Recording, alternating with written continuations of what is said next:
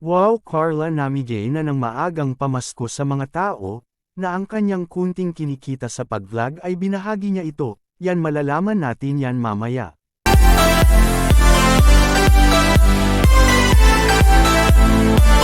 Isa na namang mapalang araw po sa inyong lahat mga kalingap. Sana po ay lagi kayong nakatutok sa aking ginagawang reaction video.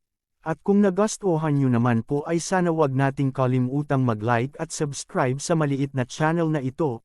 At siyempre wag din nating kalimutang mag-subscribe ng ama ng Kalingap na si Val Santos Matubang at sa kanyang anak na si Kalingap Rab, pati na rin kay Ate Edna Vlog. Maraming salamat po. Carla spotted na nakuhaan ng litrato sa netizen na nanimigay ng mga regalo. Mga Kalingap, totoo ba ito?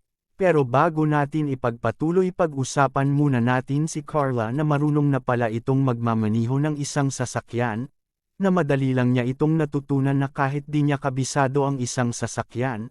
Kaya si Papa Joms ay gulat na lang nito sa pinapakita ni Carla ng kahusayan at galing sa pagmamaniho. Tiyak na matutuloy na siguro mga kalingap ang plano ni Carla ngayon na kukuha ito ng brand new na sasakyan na para sa kanya na matagal na niya itong pinangarap. Sapagkat gusto din ni Carla na makapandar o magkaroon ng sasakyan mga kalingap para ang kanyang mga magulang at mga kapatid, ay may sakay niya ito at maipasyal mga kalingap sa magagandang tanawin sa kanilang lugar, dahil alam niya na hindi pa nakapunta ang kanyang magulang sa magagandang view sa daet.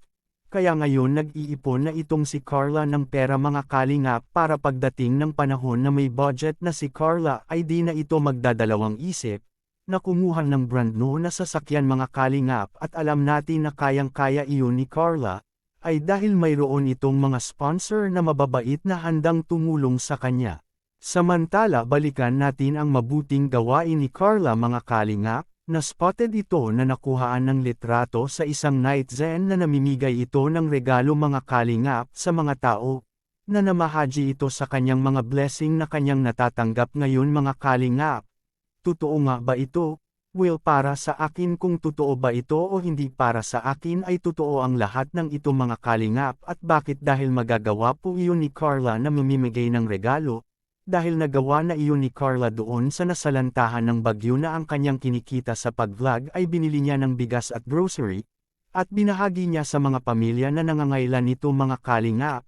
Kaya taas no o talaga ako pagdating kay Carla sapagkat mabait po ito na may busilak ang puso, kaya marami ang gustong tumulong ni Carla ngayon mga kalingap ay dahil marunong itong magpahalaga sa mga pera na kanyang natatanggap ngayon galing sa kanyang mga sponsor. Kaya para sa akin 100% na si Carla iyon mga kalingap na namimigay na ng regalo at pamasko sa mga tao nito. Kayo ano sa tingin niyo mga kalingap? Para sa inyo, naniniwala ba kayo na si Carla iyon na nakuhaan ng netizen na namimigay na ng maagang pamasko sa mga tao? Please comment and God bless us all.